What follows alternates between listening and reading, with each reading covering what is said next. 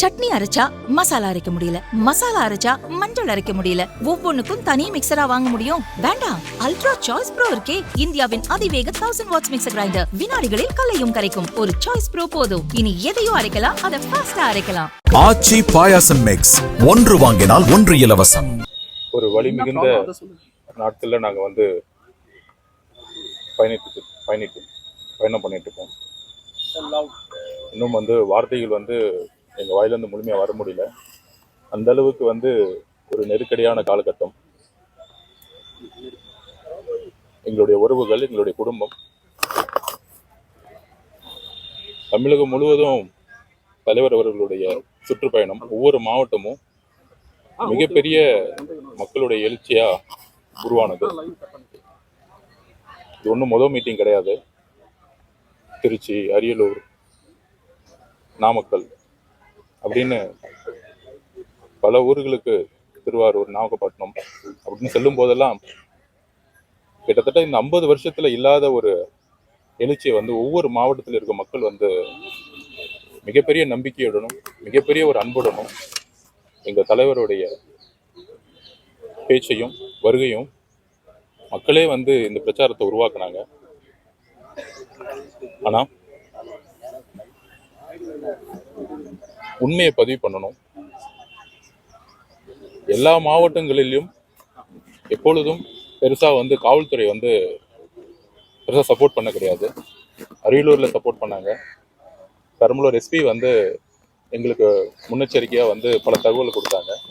அதனால தான் கடைசி நிமிஷத்துல அந்த ப்ரோக்ராம் நாங்கள் கேன்சல் பண்ணோம். ஆனா எப்பயுமே இல்லாத அளவுக்கு கரூர்ல நாங்க நாமக்கல்ல முடிச்சுட்டு, நாமக்கல்ல நல்ல முறையா மக்களுடைய ஆதரவோட முடிச்சுட்டு, என்ன டைம் காவல்துறை சொன்னாங்களோ 3 to 10, இன்ஃபேக்ட் காலையில இருந்து தலைவருடைய நாமக்கல் வருகையாகட்டும், பிரச்சாரம் ஆகட்டும், எங்களுடைய சொந்த லைவ் ப்ரோக்ராம்ல எல்லா மீடியாவுக்கும் லிங்க் கொடுத்துட்டு இருந்தோம். ஸோ தலைவர் எங்க இருக்கிறாருன்னு தெரியும். இது ஏன் சொல்றேன்னா, தலைவர் லேட்டா வந்தாருன்னு ஒரு அபாண்டமான குற்றச்சாட்டு பரப்பப்பட்டுச்சு. ஸோ 3 to 10 என்ன காவல்துறை சொன்னாங்களோ அந்த இடத்துல தான் நாங்கள் கரெக்டாக போனோம். ஆனால் எங்களுக்கு ஒரு அதிர்ச்சி என்னன்னா, கரூர் மாவட்டத்தில் நாங்கள் நுழையும் பொழுது அந்த பார்டர்லேயே கரூரில் போலீஸ் காவல்துறை தான், கரூர் காவல்துறை தான் எங்களை வரவேற்றாங்க. இது எந்த மாவட்டத்திலையும் நடக்கலை. அவங்க தான் வரவேற்றாங்க. அவங்க தான் திட்டமிட்ட இடத்துல கொண்டு போய் அந்த இடத்துல நின்று பேசுங்கன்னு சொன்னாங்க. ஒட்டுமொத்த காவல்துறையும் ரோப்பை கொண்டு போய் ஒன்று முந்து வச்சா எந்த இடத்துல நிப்பாட்டினாங்களோ அந்த இடத்துல நிப்பாட்டினாங்க. தலைவரும் எல்லாம் கம்ஃபர்டபுளான்னு கேட்டுட்டு மேலே இருந்துச்சு பேச ஆரம்பிச்சாரு. அப்படி தவறுகள் இருந்தா ஏன் காவல்துறை கரூர் மாவட்டத்தோட எல்லையிலேயே வரவேற்கணும்?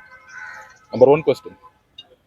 அப்ப பேச ஆரம்பிக்கும் பொழுதே தலைவர் எப்பொழுதுமே மக்களை பார்த்து பேசுவாரு. எங்க தண்ணி கேட்டாரோ அங்க தண்ணி அவர் கையாலே கொடுத்தாரு. எங்க ஆம்புலன்ஸ் வழிவிடுன்னு சொன்னாலும் அவரே சொன்னாரு.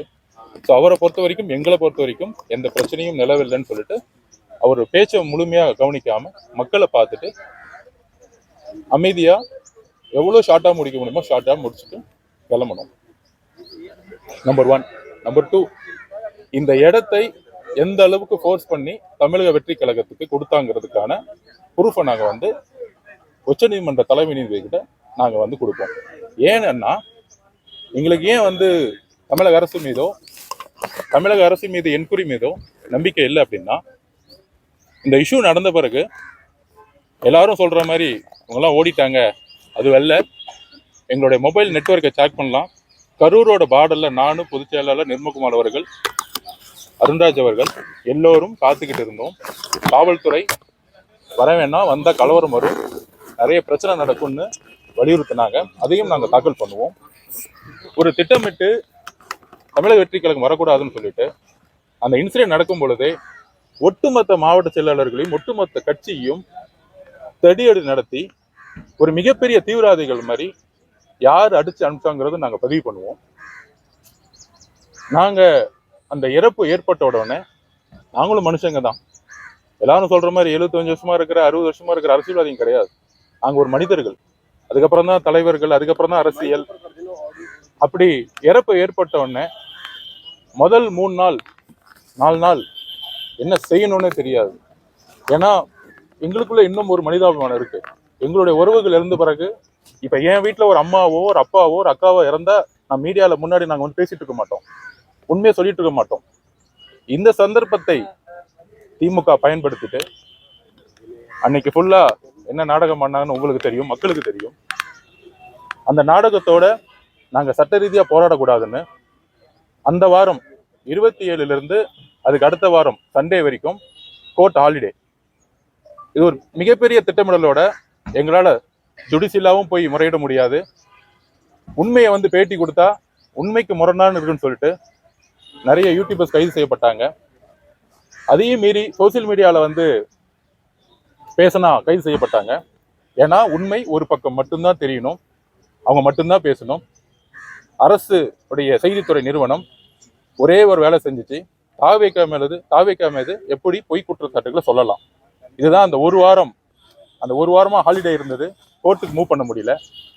அப்புறம் தலைவர் அவர்கள் வந்து இரங்கல் கொடுத்து அவங்களுக்கான இழப்பீடு தொகை கொடுத்த பிறகு எங்களுடைய மாவட்ட செயலாளர்கள் முதற்கொண்டு கைது செய்யப்படும் பொழுது, எஃப்ஐஆர்ல இது கிரிமினலா மாற்றப்படும் பொழுது, அப்ப எங்கள் தலைவர் அவர்கள் உடைய அறிவுறுத்தல் இது இந்த பிரச்சனையை வச்சு ஒட்டுமொத்த கட்சியை முடக்கக்கூடிய செயலை திமுக அரசு செய்ய முற்பட்டுருச்சுங்கிறத உணர்ந்தோம். அதுக்கான பதிவை நான் பண்றேன். ஏதோ குற்றச்சாட்டு சொல்ல, திருமதி அருணா ஜெகதீசன் அவர்களுடைய தலைமையில ஒரு விசாரணை ஆணையம் அமைக்கப்பட்ட பிறகு ஏன் வந்து உயர் அதிகாரிகள், ஹோம் செக்ரட்டரி, ஹெல்த் செக்ரட்டரி எல்லாரும் வந்து எந்த தவறும் செய்யலன்னு சொல்ல முடியும்? ஒரு விசாரணை நடந்துட்டு இருக்கும் பொழுதே எப்படி வந்து காவல்துறையில் இருக்கக்கூடிய ஒரு ஹோம் செக்ரட்டரி இதுல எந்த தவறு இல்லைன்னு சொல்ல முடியும்? அப்புறம் எதுக்கு வந்து விசாரணை ஆணையத்தை உருவாக்குனாங்க? விசாரணை ஆணையம் விசாரிச்சு முழுமையான அறிக்கை கொடுக்கறதுக்கு முன்னாடியே ஒரு ஹோம் செக்ரட்டரி, ஹெல்த் செக்ரட்டரி, ஒரு உச்சபட்ச அதிகாரத்துல இருக்கிறவங்க இந்த தவறு தாவேக்கா தான் செய்துன்னு வாய்த்தரும் சொல்லாம அவங்க பக்கத்தை நியாயத்தை மட்டும் சொல்லிட்டு இருந்தாங்க. இதுவே வந்து அவங்க அமைச்ச கமிஷனுடைய ஒரு அதிகார மீறலுங்கிறத நாங்க பதிவு பண்றோம். நம்பர் 1. நம்பர் 2, உயர்நீதிமன்றத்துல ஒரு கேஸ் ஃபைல் பண்ணாங்க. அது யார் கேஸ் ஃபைல் பண்ண மக்களுக்கு தெரியும். அந்த கேஸ்ல பிரேயரே கிடையாது. தமிழக வெற்றி கழகத்திற்கு எதிராக, அதுவும் குறிப்பாக எங்க தலைவருக்கு எதிராக கடுமையான வார்த்தைகள், அவருடைய தலைமை பண்பு, அவருடைய வருகை, அவருடைய அரசியல் வருகை, என்ன கோபம் உங்களுக்கு? அப்ப மதுரை ஹைகோர்ட்ல கேஸ் ஃபைல், எஸ்ஓபி பத்தி கேஸ் ஃபைல் இருக்கும் போது பிரேயர் வந்து சம்பந்தமே இல்லாம சென்னை உயர்நீதிமன்ற நீதிபதி அவர்கள் எஸ்ஐடியை ஃபார்ம் பண்ணி, அந்த எஸ்ஐடியோடைய நோக்கம் நியூட்ரலா இருக்குமா, டிரான்ஸ்பரன்சியா இருக்குமான்னு தெரியாது, வெளிப்படை தன்மையா இருக்குமான்னு தெரியாது. ஏன்னா அந்த உயர்நீதிமன்ற நீதிபதி அவர்கள் கடுமையாக தமிழக வெற்றி கழகத்தை நாங்க தான் தப்பு செஞ்ச மாதிரி ஆல்ரெடி அவர் வந்து ஒரு பதிவு பண்ணிட்டார். எந்த விதமான என்ட்ரியும் கிடையாது. பொதுவாக வெக்கேஷன் கோர்ட்ல பில் கேஸ், பப்ளிக் லிட்டிகேஷன் கேஸை வந்து எடுத்த உடனே நோட்டீஸ் அனுப்புவாங்க. ஆனா அன்னைக்கே எடுத்து, அன்னைக்கே ஒரு ஜட்ஜ்மெண்ட் கொடுத்து, அன்னைக்கே தமிழக வெற்றி கழகத்தை ஒரு குற்றவாளி மாதிரி ஆக்கி, அதுல தலைவர் விஜய் அவர்களையும் ஒரு குற்றவாளி ஆக்கியக்கூடிய ஒரு ஜட்ஜ்மெண்ட் இருக்கு பாருங்க. தமிழக வரலாற்றிலேயே மദ്രാஸ் ஹைகோர்ட்ல இந்த மாதிரி ஒரு தீர்ப்பை கொடுத்ததே கிடையாது. அந்த தீர்ப்புக்கு அப்புறம் தான் புரிஞ்சுக்கிட்டோம், இந்த திமுக அரசு, திமுக கட்சியை யூஸ் பண்ணாம மக்களால் தேர்ந்தெடுக்கப்பட்ட அரசை வச்சு தமிழக வெற்றி கழகத்தை எப்படி முடக்க முடியும், எங்க தலைவரை எப்படி முடக்க முடியும், எங்களுடைய பிரச்சாரத்தை எப்படி முடக்க முடியும். நேற்று கூட எங்க மாவட்ட செயலர் அரெஸ்ட், 3 மாவட்ட செயலர் அரெஸ்ட் பண்றாங்க. ஸோ இந்த மாதிரி கட்சியை முடக்கக்கூடிய ஒரு ஜனநாயக படுகொலையும் ஒரு எமர்ஜென்சியை ஒரு லாண்ட் ஆர்டர் மூலியமாக உருவாக்கியிருக்காங்க. ஸோ இந்த ஒரு பதிவோட தான் தலைவர் அவர்களுடைய அறிவுறுத்தல்ல இம்மீடியட்டா டெல்லிக்கு கிளம்பணும், 1ஆம் தேதி கிளம்பணும். இங்க வந்து உச்ச நீதிமன்றத்தில் இருக்கக்கூடிய சீனியர் அட்வொகேட்ஸ், கோபால் சுப்ரமணியன் சாரா இருக்கட்டும், ஹரிமா சாரா இருக்கட்டும், எல்லாரும், அதுக்கு முன்னாடி இன்னொரு பதிவு பண்ணிடுறேன், எங்களுக்கு வந்து வழக்கறிஞர்கள் கிடைக்கக்கூடாதுன்னு ஒட்டுமொத்த ஒரு ஒரு ஒரு ஒரு செயலை வந்து செய்ய முற்பட்டாங்க. ஆனா நாங்க எல்லா சீனியர் அட்வொகேட்ஸ் கிட்டையும் முறையா எங்களுடைய நியாயத்தையும் எங்களுடைய நீதியையும் பதிவு செஞ்ச பிறகு குறிப்பாக சென்னை உயர்நீதிமன்றத்துடைய அந்த ஜட்ஜ்மெண்ட்டுக்கு எதிராக நாங்கள் வந்து உச்சநீதிமன்றத்தை அணுகணும். அதில் காலையில் கூட நிறைய ரூமர்ஸ், தமிழக வெற்றி கழகம் வந்து பெட்டிஷன்ஸ் வந்து தப்பாக ஃபைல் பண்ணியிருக்காங்க, மனுதாரர் இல்லைன்னு. தமிழக வெற்றி கழகத்துடைய ஒரே பெட்டிஷன் தலைவர் அவர்களுடைய தலைமையில் அறிவுறுத்தின் பேரையில் பெட்டிஷனை ஃபைல் பண்ணோம். பெட்டிஷனுடைய நேம் ஆதவர்ஜுனா, நான் மட்டும்தான். தமிழக வெற்றி கழகத்தின் சார்பாக வேறு எந்த பெட்டிஷனும் ஃபைல் பண்ணல. அதை நான் வந்து பதிவு பண்ணிக்கிறேன். ஏன்னா வந்து நாங்கள் எங்களுடைய அமைதி இந்த தீர்ப்புக்கு அப்புறம் 41 எங்களுடைய குடும்ப உறவுகளுக்கு ஒரு நீதி கிடைக்கணும், ஒரு ஜஸ்டிஸ் வேணும். 5வது நாள் எங்கள் தலைவர் எங்ககிட்ட எல்லாரையும் பார்த்து சொன்னார், நம்ம இந்த குடும்பத்தை எல்லாத்தையும் நான் பர்சனலாக தத்தெடுக்க போகிறேன். நம்ம வாழ்க்கை முழுசும் நான் வந்து இவங்களுக்கு பயணிக்க போகிறேன். இந்த உறவுகள் வந்து ஏதோ வந்து நம்ம காசு கொடுத்தோங்கிறது இல்லாமல் அவங்களுடைய வாழ்க்கையோட தேவைக்கு எல்லாமே ஏதோ வந்து நாள் போயிட்டு மலர் வலை வச்சுட்டு போகிறது வந்து எங்கள் தலைமையோ தமிழக வெற்றி கழகமும் கிடையாது. வாழ்க்கை முழுவதும் அவருக்கு தேவையான ஒரு பயணத்தை நாங்கள் உருவாக்குறோம். அதோடு இந்த இறப்புக்கு ஒரு நியாயம் கிடைக்கணும். 100% இதில் ஒரு சதித்திட்டம் இருக்கு, இதை நாங்கள் நம்புகிறோம். ஆனால் அதை குற்றச்சாட்டாக சொல்லாமல் முறையாக நீதித்துறையை நாங்கள் அணுகணும்னு நினச்சோம். மீடியாவில் பேசுகிறதோ, ஏன்னா ஒட்டுமொத்த காவல்துறையும் ஒட்டுமொத்த அரசும் எங்களுக்கு எதிராக இருக்கும் பொழுது நாங்கள் வந்து அந்த ஒரு வாரம் நீங்கள் பார்த்துருப்பீங்க, மீடியா ட்ரையலே பண்ணாங்க. நாங்கள் தான் குற்றவாளிங்கிறத மீடியா ட்ரையலே பண்ணாங்க. ஸோ அந்த அளவுக்கு நாங்கள் பொறுமையாக சட்ட ரீதியாக இன்றைக்கு சென்னை உயர்நீதிமன்றத்துடைய ஜட்ஜ்மெண்ட் வந்து எந்த அளவுக்கு தவறுங்கிறது இன்னைக்கு உச்சநீதிமன்றம் பதிவு பண்ணியிருக்கு. எக்ஸ்பார்ட்டி ஆர்டர் எங்ககிட்ட எந்த விதமான, அதாவது மீடியாக்கிட்டையும் பேச முடியல, காவல்துறையும் அணுக முடியல.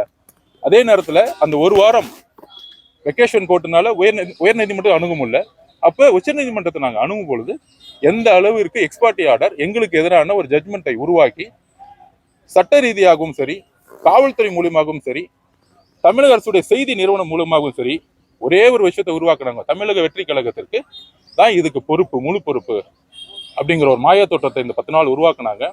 எங்களுடைய சமூக வலைத்தளத்தில் இருக்கக்கூடிய எங்களுடைய தம்பிகளை அரெஸ்ட் பண்ணாங்க. ஸோ இன்னைக்கு எங்களுடைய கோரிக்கை, முழுமையான கோரிக்கை அக்செப்ட் பண்ணப்பட்டிருக்கு. அதில் முக்கியமான கோரிக்கையாக நாங்கள் கேட்டோம், ஒரு கமிட்டி வந்து ஃபார்ம் பண்ணணும். Supreme court 3 members committee form பண்ணணும்னு கேட்டோம். சுப்ரீம் கோர்ட் ஜட்ஜு ரிட்டையர்ட் ஜட்ஜோடைய தலைமையில் வந்து ஃபார்ம் பண்ணணும்னு சொன்னோம். அந்த 3 மெம்பர்ஸ் கமிட்டியை வந்து இன்னைக்கு வந்து அக்செப்ட் பண்ணியிருக்கிறாங்க. 3 லேயராக வந்து இன்னைக்கு வந்து ஜட்மெண்ட் கொடுத்துருக்காங்க.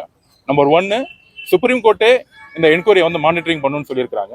நம்பர் 2, 3 மெம்பர்ஸ் கமிட்டியை வந்து ஃபார்ம் பண்ணியிருக்கிறாங்க. ஸோ அதுக்கு அடுத்தது வந்து சிபிஐ என்கொயரின்னு சொல்லியிருக்கிறாங்க. ஸோ எங்களுடைய கோரிக்கை, எங்களோட மனுவில் இருக்கக்கூடிய தீர்ப்பு தெளிவாக நாங்கள் சொல்கிறோம். சுப்ரீம் கோர்ட் ரிட்டையர்ட் ஜட்ஜ் கொண்ட தலைவர் ஜஸ்டிஸ் அஜய் ரஸ்தோகி தலைமையில் 3 மெம்பர்ஸ் கமிட்டியை வந்து உருவாக்கி இருக்கிறாங்க. சுப்ரீம் கோர்ட்டு இது வந்து மானிட்டரிங் பண்ணிட்டு இருக்கு. ஸோ ஸ்டேட் கவர்மெண்ட்ல இந்த என்கொயரி தொடர்ந்தால் தமிழக வெற்றி கழகம் மட்டும்தான் அந்த தவறு செய்த ஒரு அரசியலை திமுக உருவாக்கும். ஏன்னால் எங்களுடைய வளர்ச்சி கிட்டத்தட்ட இன்னைக்கு 27% மேல சர்வே எடுக்கும் போது தெரியும், ஒரு மிகப்பெரிய ஆதரவோடு இந்த கட்சி இருந்துட்டு இருக்கு. அதை எந்த அளவுக்கு முடக்க முடியுங்கிறத யோசிச்சாங்க. நாங்கள் எங்களுடைய கட்சி தோழர்கள் சொல்லிக்கிறோம், எங்களுடைய மக்கள், எங்களுடைய ஒரு 41 குடும்பத்துக்கு சொல்லியிருக்கிறோம், நாம் வலுவாக இருக்கிறோம். தமிழக தலைவருடைய ஒரே செய்தி, 41 குடும்பத்தோடு நாங்கள் எங்களுடைய பயணத்தை மிகப்பெரிய தொடருவோம், உண்மையை வந்து மிகப்பெரிய கொண்டு வருவோம். இதுதான் நான் வந்து சொல்லக்கூடிய உண்மைகள். வந்து பத்திரமா வச்சு நாங்கள் தமிழக அரசையும் இந்த சட்டம் மூலங்கையும் நாங்கள் நம்புற மாதிரி இல்லை. இங்க அன்னைக்கு நடந்த கேஸ்லயே பார்த்துருப்பீங்க, நம்மளுடைய தோழர் ராமசாங்கருடைய கொலை சார்பா வந்து சிபிஐ வந்து இங்க நடக்கும்போது சிபிஐ வேணான்னு சொன்னாங்க. அதோட கிட்னி வழக்கு கேஸ்ல பாத்தீங்கன்னா ஹைகோர்ட் வந்து சென்னை ஹைகோர்ட் வந்து கேஸ் வந்து ஃபைல் பண்ணி எஸ்ஐடி போடும்பொழுது சென்னை ஹைகோர்ட்டோடைய எஸ்ஐடியை வேணாம்னு சொல்றாங்க. அந்த அளவிற்கு இன்னைக்கு சட்டம் ஒழுங்கு வந்து அந்த அளவுக்கு மிக மோசமா இருந்திருக்கு. ஸோ இதை வந்து நாங்கள் வந்து அட்ரஸ் பண்ணும் பொழுது எங்களுக்கு இந்த அரசு இந்த எங்களுடைய உறவுகள் எல்லாரும் சொல்ற மாதிரி எல்லாரும் போயிட்டு வந்தாங்க. எங்களுடைய உறவுகள், எங்களுடைய குடும்பம். அப்ப எங்க தலைவருக்கு எவ்வளவு மன வேதனையா இருந்திருக்கும், எவ்வளவு வலியோட நாங்க இருந்துட்டு இருப்போம். இன்னைக்கும் நாங்க கரூர் போலீஸை நம்பி அந்த இடத்துக்கு போறதுக்கு, ஏன்னா கரூர் போலீஸ் தான் இன்னைக்கு எங்களை கூட்டிட்டு போய் எங்களை வந்து லத்தி சார்ஜ் பண்ணி நிறைய பிரச்சனைகளுக்கு ஆக்குனதே கரூர் போலீஸ் தான். நல்ல போலீஸ்கள் கிட்டத்தட்ட 90% போலீஸ் ஆபீசர்கள் நல்ல எண்ணத்தோட இருக்கிறாங்க. அதுக்கு தான் நான் எக்ஸாம்பிள் சொன்னேன். பெரம்பலூர் எஸ்பி வந்து எங்களுக்கு வந்து கரெக்டா வந்து கைட்லைன்ஸ் கொடுத்தாரு. நாங்க எல்லாத்தையும் வந்து தப்புன்னு சொல்ல. ஆனா கரூர் போலீஸ் உங்களுக்கு தெரியும், ஒரு எக்ஸ் மினிஸ்டரோட கண்ட்ரோல் இருக்கு. அவருடைய பேச்சுவார்த்தையை நம்பி அவருடைய டிக்ளரேஷன். அதாவது நான் ஒன்னே ஒன்று சொல்றேன், இந்த கரூர் இப்ப எப்படி இருக்குன்னா, ஒரு நேரத்துல மதுரைக்குள்ள போனா வந்து காலை வெட்டுவோன்னு சொல்லுவாங்க. எந்த அரசியல் கட்சி தலைவரும் மதுரை அழகிரி அண்ணன் வந்து கோட்டைன்னு சொல்லுவாங்க. ஒரு ரவுடித்தனம் அரசியல் பண்ணுவாங்க. ஆனா அதெல்லாம் மீறி இன்னைக்கு அழகிரி அண்ணன் இங்க அரசியலே இல்லை. அந்த மாதிரி கரூர் கிளீன் பண்ணப்படும். எங்க தலைவர் முதலமைச்சர் ஆகும்போது ஒட்டு மொத்தமா யார் யார் தவறு செய்தார்களோ அவங்கள வந்து நாங்க தேடி கண்டுபிடிப்போம். பிளஸ் இன்னைக்கு வந்து ஆணையம் அமைச்சிருக்கிறோம். அந்த ஆணையத்துல நாங்க வந்து எல்லா விதமான பதிவுகளையும் பதிவு செய்வோம். உண்மை வெளிவரும்.